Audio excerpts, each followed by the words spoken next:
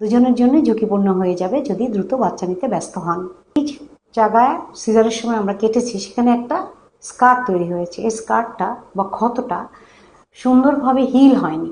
আর hill না হওয়াতে আমি যদি বেবি নেই, তাহলে কাটায় যখন প্রেগনেন্সিটা শেষের দিকে আসবে তখন এই জায়গাটা ফেটে যেতে পারে। এটাকে আমরা বলি রাপচার ইউটেরাস। দ্বিতীয় সমস্যা যেটা হতে পারে সেটা যে প্লাসেন্টা বা ফুল, সেটা জরায়ুর যে লেয়ার ওর ভিতরে গ্রন্থিত হয়ে যেতে পারে। এটাকে প্লাসেন্টা অ্যাক্রিটা বলে, যার কারণে এই সময় প্রচণ্ড পরিমাণ ব্লিডিং হতে পারে। তৃতীয়ত, বাচ্চা আগে আগে ডেলিভারি হয়ে যায়। এক জরায়ুতে সেলাইয়ের উপরে চাপ পড়ে বাচ্চা দেখা যায় আগে ডেলিভারি হয়ে যাচ্ছে। আর একটা হলো যে বাচ্চা প্রিম্যাচিওর বা বাচ্চার ওজন কম।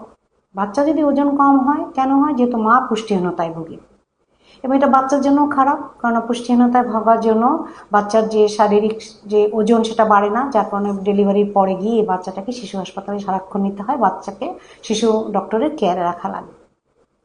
এই সমস্যার জন্যই আমরা বলি যে এত দ্রুত বাচ্চা নেওয়ার জন্য ব্যস্ত হবেন না।